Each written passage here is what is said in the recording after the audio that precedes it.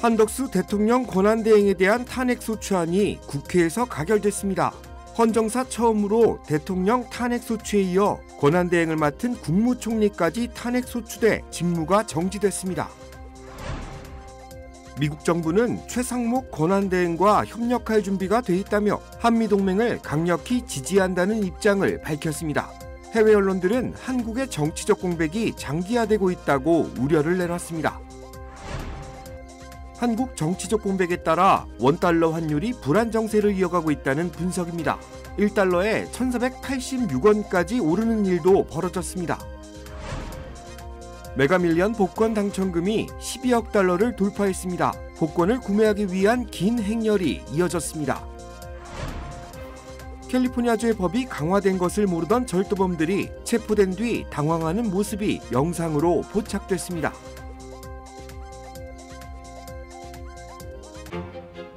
블랙터치. 많은 말을 하지 않아도 많은 것을 전합니다. 우아함, 세련됨, 그리고 품격을 상징하죠. 조금만 더해줘도 큰 차이를 만들어냅니다. 칠흑 같은 밤보다 어두워 보일지라도 블랙터치는 모든 것을 새로운 시각으로 보이게 합니다. 기아 X라인 나이트폴 컬렉션. Kia, movement that inspires. 시청자 여러분 안녕하십니까? KBS 아메리카 뉴스입니다. 한국 소식입니다. 한덕수 대통령 권한대행에 대한 탄핵소추안이 국회에서 가결됐습니다. 첫 소식 조혜진 기자입니다. 국무총리 한덕수 탄핵소추안은 가결됐음을 선포합니다. 한덕수 대통령 권한대행 탄핵소추안이 국회에서 가결됐습니다. 국회의원 300명 중 192명이 무기명 투표에 참여해 전원 찬성표를 던졌습니다. 표결에 앞서 우원식 국회의장은 한대행 탄핵안 의결 정족수를 총리 탄핵 기준인 재적의원 과반 151석 이상으로 판단했습니다. 국무총리 한덕수에 대한 탄핵소추안입니다. 재적의원 과반수의 찬성으로 의결한다는 점을 말씀드립니다. 대통령에 준하는 찬성 200표 이상을 가결 기준으로 주장해온 국민의힘 의원들은 의장석 앞으로 몰려가 항의했고 몸싸움도 벌어졌습니다. 투표가 시작되자 대부분 여당 의원들이 퇴장한 가운데 조경태 의원만 표결에 참여해 찬성표를 던졌습니다. 민주당은 앞서 한 권한대행이 헌법재판관 임명을 거부하자 곧바로 탄핵 절차에 돌입했습니다. 특검법 제2요구 행사 방치, 계엄사태 공모, 묵인 방조, 헌법재판관 임명 거부 등을 탄핵 사유로 꼽았습니다. 한덕수 국무총리를 탄핵함으로 인해서 상식의 정치를 복원하고 상식의 길로 갑시다. 탄핵안 통과로 직무가 정지된 한 총리 대신 최상목 부총리 겸 기획재정부 장관이 대통령 권한대행을 이어받게 됐습니다. 대통령 권한대행의 탄핵소추는 헌정사상 처음입니다. KBS 뉴스 조혜진입니다. 바이든 행정부는 최 권한대행과 협력할 준비가 돼 있다고 밝혔습니다. 이어서 김경수 기자입니다. 미국 국무부는 최상목 대통령 권한대행 그리고 한국 정부와 협력할 준비가 돼 있다고 밝혔습니다. 미국 국무부는 한덕수 대통령 권한대행에 대한 탄핵안이 국회를 통과된 뒤 미국 정부의 입장을 묻는 KBS 질의에 대변인 답변을 담은 이메일 회신을 통해 대한민국이 헌법에 명시된 절차를 평화롭게 따르는 것을 봐왔다면서 이같이 밝혔습니다. 또 미국 국방부도 관련 질의에 한국과 한국민 그리고 한국의 민주적 절차와 법치를 지지한다며 한미동맹에 대한 미국의 공약은 굳건하다고 밝혔습니다. 이런 가운데 미국 언론들은 한국의 정치적 공백이 장기화했다며 관련 소식을 상세히 보도했습니다. 뉴욕타임스는 현지 시각 27일 한국에서 처음으로 임시 지도자 탄핵안이 가결됐다는 소식을 전하면서 미국의 가장 중요한 동맹국 중 하나인 한국에 정부와 군을 책임질 강력한 선출직 지도자가 계속 부재하게 됐다고 분석했습니다. 워싱턴 포스트도 한국의 정치적 혼란이 가중되고 경제 불확실성이 심화하고 있다며 국제적 이미지도 훼손되고 있다고 지적했습니다. 앞서 CNN 등 방송들도 한 권한대행 탄핵안 가결 소식을 속보로 전하며 한국의 정치적 혼란과 앞날에 대한 불확실성이 미궁 속으로 빠져들었다고 평가했습니다. 한편 영국 BBC는 국정을 책임지게 된 한국의 재무장관 역시 헌법재판관 임명을 거부하면 야당이 또 탄핵안을 통과시킬 수 있고 같은 일이 계속되면 한국은 정부가 없는 상태가 될 것이라고 전망했습니다. 워싱턴에서 KBS 뉴스 김경수입니다. 정치적 문제로 환율이 널뛰기를 하고 있습니다. 황현규 기자입니다. 어제 외환시장은 그야말로 요동친 하루였습니다. 그제 낮 종가는 1,464원. 오전 9시 개장하자마자 15분 만에 1,470원을 넘고 11시쯤 1,480원을 뚫더니 1,486원, 1,490원 선까지 위협했습니다. 오후 들어 다소 진정되며 그제보다 2원 남짓 오른 1,467원에 낮거래를 마쳤습니다. 진폭만 거의 20원, 11월 한 달의 오름폭이 하루에 나타난 겁니다. 지난주 환율 급등은 미국 연준이란 핑계거리라도 있었습니다. 하지만 이번 주 움직임은 거의 국내 요인으로 보입니다. 월요일부터 어제까지 환율은 4거래일 내내 오르며 20원 넘게 상승했는데 똑같은 기간 달러 대비 위안화, 엔화 모두 거의 제자리였습니다. 정치가 환율을 뒤흔든 한 주였던 겁니다. 이번 주는 순전히 국내 전국 혼란 때문에 원화를 바라보는 심리가 취약해지니까 원화를 매도하는 움직임이 커지는 거죠. 국내 정치 불확실성이 언제 해소될진 미지수입니다. 곧 해가 바뀌면 트럼프 2기가 코앞이라 강달러가 더 세질 수 있습니다. 만약 이달 안에 1달러에 1,500원을 넘게 되면 12월 한 달 환율은 100원 오르게 됩니다. KBS 뉴스 황현규입니다. 북한 관련 소식을 전하는 미국 언론은 윤석열 대통령이 북한 침략을 유도하려는 음모가 드러났다고 보도했습니다. KBTV 전상희 기자입니다. 미국 언론 NK뉴스는 윤석열 대통령의 북한 침략을 유도하려는 음모가 드러났다고 보도했습니다. 국회에서 탄핵 소추안이 통과돼 직무 정지된 윤석열 대통령이 한국 통치권을 잡기 위한 구실로 북한과의 갈등 관계를 이용하려 했다는 것입니다. 더구나 사실상 핵무기를 보유한 북한을 상대로 전쟁 발생 가능성까지 염두에 두고 충돌을 원했다는 점에서 한국은 물론 국제사회의 우려가 커지고 있는 상황입니다. 한국 수사당국은 남북한 해상 경계인 북방 한계선 NLL에서 북한의 공격을 유도하는 계획을 담은 손으로 쓴 메모가 발견된 후 노상원 전 국방정보사령관을 상대로 이러한 의혹을 조사하고 있다고 밝혔습니다. 더불어민주당은 윤석열 대통령과 주요 계엄령 공모자들에 대해 반역, 외환 등의 혐의에 대한 철저한 조사를 요구하고 있습니다. 정치인과 군인들은 이번 12.3 비상계엄 쿠데타 주모자들이 한국 군 정보요원들을 북한군 병사들로 위장하고 정치적 반대자들 납치, 암살 계획이 있었음을 여러 차례 주장했습니다. 북한은 아직 이러한 검증되지 않은 보도에 응답하지 않았지만 주요 인사들의 목소리를 담은 한국 언론들의 이러한 폭로는 북한의 김정은 정권이 서울의 군사적 의도에 대해 경계심을 갖는 것을 정당화하고 긴장을 고조시킬 수 있습니다. 또 한국을 적대적인 국가로 묘사하는 북한의 선전에 이용될 수도 있습니다. 청와대 국가안보실 행정관을 지낸 원주 상지대학교 국가안보학부의 최기일 교수는 계엄령 상황을 둘러싼 지속적인 논란에 대해 현재 서울과 관련한 가장 큰 정치적 군사적 위협이 한국 내에 더 가까이 있다는 것을 시사한다고 지적했습니다. 메가밀리언스 당첨금이 12억 달러를 돌파했습니다. 구매자도 늘면서 복권 열풍이 불고 있습니다. 보도에 이우수 기자입니다. 연말을 맞아 복권 구매 열풍이 이어지고 있습니다. 오늘 메가밀리언 1등 누적 당첨금은 12억 달러를 넘어섰습니다. 원화로 1조 7천억이 넘는 금액인데 지난 3개월간 추첨해서 단 한 번도 1등 당첨자가 나오지 않은 것이 이유입니다. 캘리포니아주 알라메다에 자리한 한 식료품점에서 복권을 구매한 루비오 씨는 복권에 당첨되는 상상을 해봅니다. This is the only way that we can have money. 많은 사람들과 기쁨을 함께 나누고 싶어 복권을 구매한 시민도 있었습니다. With all that money, you know, it's more money than I can ever spend in my life. So just make a lot of people happy. That's what I want to do. 메가밀리언 1등 당첨자를 배출한 캘리포니아주 호손에 자리한 복권 명당에는 평소보다 더 많은 인파가 집중됐습니다. 이 업소에는 행운을 불러준다는 푸른 새 모형이 자리하고 있는데 방문객들은 복권을 구매한 뒤 새를 쓰다듬으며 자신에게 그 행운이 찾아오기를 기원하고 있습니다. Well, there's 4 of us and we've got $160. All right, let's go. No tradition. I buy a dollar here and there, but when there's a big one, you kind of throw a little more money at it. So hopefully win the jackpot. Yeah. LA 한인타운의 복권 판매점들 역시 오늘 하루 메가밀리언 특수를 누렸습니다. 오늘 1등 당첨금은 메가밀리언 역사상 5번째로 높은 금액인데 행운의 주인공이 될 수 있는 확률은 3억 257만 5,350만 분의 1에 불과합니다. KBS 뉴스 이우수입니다. 블랙터치. 많은 말을 하지 않아도 많은 것을 전합니다.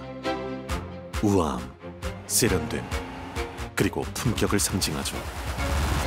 조금만 더해줘도 큰 차이를 만들어냅니다. 칠흑 같은 밤보다 어두워 보일지라도 블랙터치는 모든 것을 새로운 시각으로 보이게 합니다. 기아 X라인 나이펄 컬렉션. Kia, movement that inspires. 캘리포니아주에서 최근 관련 법이 강화된 것을 모르고 절도를 일삼던 절도범들이 체포된 후 당황하는 모습이 화제를 모으고 있습니다. 실비치 경찰국이 지난 23일 절도범 체포 영상을 공개했습니다. 실비치 경찰국이 공개한 해당 영상에는 남가주 지역 실비치의 한 대형 마트에서 흑인 여성 3명이 절도하는 모습이 담겼습니다. 이들 무리는 태연하게 물건을 훔친 후 마트 밖으로 나간 지 얼마 안 돼 경찰에 체포됐습니다. 이들은 $650 정도의 물품을 훔친 것으로 파악됐습니다. 또 다른 화장품 매장에서도 $1,000 상당의 물품을 절도한 혐의도 받고 있습니다. 경찰차 내부 카메라 영상에는 수갑을 찬 여성이 함께 붙잡힌 동료에게 의아하다는 듯이 이게 중범죄냐고 물었고 동료는 새 법이라며 이제 오렌지 카운티에서 봐주는 일은 없을 거라고 답하며 한탄했습니다. 경찰은 여성 3명의 신원을 모두 공개하고 이들은 절도와 범죄 공모, 체포 저항 등 혐의로 오렌지 카운티 교도소에 수감됐습니다. 지난 18일부터 캘리포니아주에서 시행되고 있는 주민 발의안 36은 소매 절도와 마약 소지에 대한 처벌 강화를 골자로 $950 미만 절도범도 중범죄로 기소할 수 있도록 하고 있습니다. 볼드윈 파크의 한 주택에서 어제 3명이 흉기에 찔려 숨진 채 발견됐습니다. 볼드윈 파크 경찰국은 어제 저녁 6시 48분쯤 이웃집이 수상하다는 신고를 받고 4700 보가트 애비뉴에 위치한 주택으로 출동했습니다. 집 안에서는 남성 1명과 여성 2명이 숨진 채 발견됐습니다. 경찰은 사건 용의자로 현장에서 차량을 타고 도주하던 한 남성을 체포했습니다. 용의자는 23살 남성으로 숨진 피해자들과 가족 관계였던 것으로 전해졌습니다. 경찰은 범행 동기 등 사건을 조사 중입니다. 올해 미국에서 노숙자 수가 역대 최고 수준으로 늘어났습니다. 오늘 주택도시개발부가 공개한 보고서에 따르면 올해 1월 노숙자가 약 77만 명으로 집계됐는데 이는 지난해 1월보다 18% 증가했습니다. 주택도시개발부가 2007년 노숙자 집계를 시작한 이래 가장 큰 연간 증가폭이라고 뉴욕타임스는 설명했습니다. 77만 명을 전체 인구와 비교하면 미국인 10,000명 중 23명이 쉼터나 임시 거주지, 텐트나 자동차에서 노숙자 생활을 하는 셈입니다. 보고서는 수년간 급등한 집값, 코로나19 시절 도입된 정부 지원 축소, 중저소득층의 임금 인상 정책, 미국 망명을 원하는 이주민 급등 등 여러 요인이 노숙자 증가로 이어졌다고 평가했습니다. 치폴레 고객이 주문이 잘못 나왔다며 직원을 공격하는 일이 벌어졌습니다. KBTV 최시우 기자입니다. 치폴레 고객이 자신의 주문이 잘못 나왔다고 주장하며 직원을 폭력적으로 공격하는 사건이 발생했습니다. 소셜미디어 X에 게시된 영상에는 워싱턴 DC 브렌트우드에 위치한 치폴레 매장에서 빈 그릇을 든 여성이 직원들을 밀치며 카운터 뒤로 들어가는 모습이 포착됐습니다. 해당 고객은 직원들의 재질을 뿌리치고 음식을 자신의 그릇에 담았고 직원인 로베르토 에르난데스가 그릇을 빼앗으려 했습니다. 그러자 그녀는 그릇을 다시 빼앗아간 후 그의 얼굴을 손바닥으로 때렸고 이로 인해 음식이 주변으로 튀었습니다. 직원에 따르면 그녀는 브리토볼에 자신이 주문한 고기 추가가 포함되지 않았고 이에 환불을 요구했다고 합니다. 그러나 에르난데스는 자신과 매니저가 그녀에게 환불은 불가능하며 환불을 원한다면 우버에 직접 연락해야 한다고 설명하려 했다고 말했습니다. 에르난데스는 해당 주문의 영수증을 확인했으며 그녀가 고기를 추가로 주문하지 않았다는 것이 명확히 드러났다고 밝혔습니다. 해당 고객은 사건 이후 온라인에서 직원들을 위협한 것으로 전해졌습니다. 에르난데스는 인터뷰에서 어제 그녀는 다시 와서 그들을 찌르고 목숨을 빼앗겠다고 말했다며 제 동료들도 그녀 때문에 두려워하고 있다고 말했습니다. 치폴레는 이번 폭행 사건과 관련해 경찰에 신고했으며 해당 여성 또한 치폴레를 상대로 소송을 제기할 계획이라고 밝혔습니다. KBTV 뉴스 최시우입니다. 백악관은 북한군 1000여 명의 사상자가 발생했다고 밝혔습니다. 김세정 기자가 보도합니다. 러시아 쿠르스크에서 러시아군과 함께 우크라이나군과 교전 중인 북한군이 지난주 1000명 이상의 사상자가 발생하는 피해를 봤다고 미국 백악관이 밝혔습니다. 존 커비 백악관 국가안보소통보좌관은 현지 시간 27일 온라인 브리핑에서 현재 북한군이 쿠르스크에 있는 우크라이나군을 향해 대규모로 돌진하는 공격을 감행하고 있다고 전했습니다. 이어 이런 인해 전술은 그다지 효과적이지 않고 북한군의 막대한 사상자를 초래한 것으로 평가했습니다. 특히 지난주 북한군은 특정 전투에서 1000명 이상이 사망하거나 부상한 것으로 추정한다며 러시아와 북한군 지도자들은 이 병력을 소모품 취급하고 있다고 전했습니다. 또 북한군은 세뇌된 것으로 보이며 북한에 남아있는 가족에 대한 보복이 두려워 항복하는 대신 자살하고 있다는 보고를 받고 있다고 했습니다. 아울러 커비 보좌관은 조 바이든 미 대통령이 방공 시스템 등 우크라이나에 대한 또 다른 안보 지원 패키지를 승인할 예정이라고 말했습니다. KBS 뉴스 김세정입니다. 센트럴파크에서 예정됐던 새해 전야 러닝에 드론쇼가 취소됐습니다. KBTV 기련민 기자입니다. 지난 21일 저녁 플로리다 올랜도에서 열린 헐리데이 드론쇼에서 여러 대의 드론이 충돌하며 땅으로 추락했습니다. 그로 인해 7세 소년의 가슴에 드론이 떨어지며 부상을 당해 병원에 이송되기도 했습니다. 새해 전야에 센트럴파크에서 열리는 뉴욕 로드 러너스가 매년 주관하는 자정 레이스의 일환으로 드론쇼를 계획하고 있었으나 해당 사고로 인해 드론쇼를 진행하지 않기로 결정된 것입니다. 이유는 다름 아닌 플로리다 올랜도에서 발생한 드론쇼 사고로 논란을 일으킨 업체가 뉴욕 새해 전야 행사도 담당했기 때문입니다. 뉴욕 로드 러너스는 성명을 통해 매년 새해 전야에 열렸던 미드나이트 런이 올해는 통제 범위를 벗어난 사정으로 인해 이번 레이스 중에 예정된 드론쇼를 진행하지 않게 되었다고 전했습니다. KBTV 뉴스 길련민입니다. 샌프란시스코 베이 지역 한인회가 한국 공익법인으로 등록하는 것을 추진하고 있습니다. 김한일 샌프란시스코 베이 지역 한인회장은 지난 12월 21일 샌프란시스코에 있는 한인회관에서 임시총회를 열고 이같이 밝혔습니다. 한인회는 정관 개정 발의 요건을 충족하기 위해 샌프란시스코 지역 한인 1,050명의 서명을 미리 받아 이날 임시총회를 진행했습니다. 임시총회에는 100여 명이 참석했고 한인회 이사들 가운데 3분의 2가 정관 개정에 동의했습니다. 개정안 정관에는 한인회가 대한민국 공익법인으로 등록할 수 있다는 조항이 포함되어 있습니다. 지금까지 한국 공익법인으로 등록된 미국 한인 단체는 없었습니다. 테라, 루나 사태 권도영 씨가 미국에서 수사와 재판을 받을 전망입니다. 안다영 기자입니다. 몬테네그로 법무부가 테라 루나 폭락 사태의 핵심 인물인 권도영 씨에 대해 미국으로 범죄인 인도를 하기로 결정했습니다.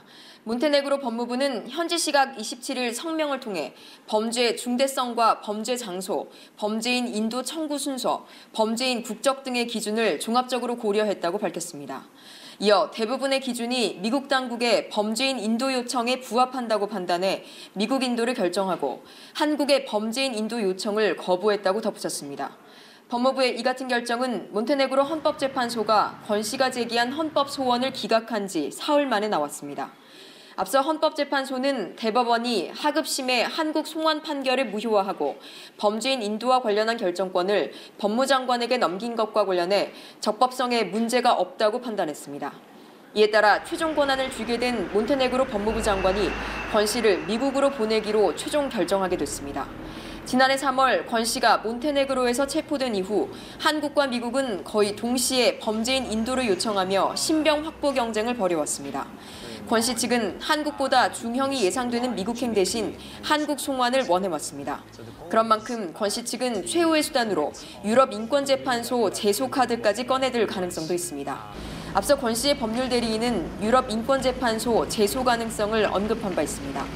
유럽인권재판소 결정은 구속력은 없지만 권 씨의 범죄인 인도 절차가 최대 몇 년까지 지연될 가능성이 있어 실제 권 씨가 미국으로 인도되는 시점은 늦어질 수도 있습니다. 파리에서 KBS 뉴스 안다영입니다. 연말 연시를 맞아 폐창가 리조트 카지노가 총 25만 달러의 상금이 걸린 신년 이벤트를 개최합니다. 폐창가 이벤트에 따르면 클럽 회원은 새해 1월 1일부터 슬롯머신이나 테이블 게임을 하면 매일 응모권을 모을 수 있습니다. 1월 31일과 2월 14일 추첨을 통해 당첨자들은 이지플레이 상금을 받게 되고 추첨일마다 나오는 한 명의 대상 당첨자는 현금 10만 달러를 가질 수 있습니다.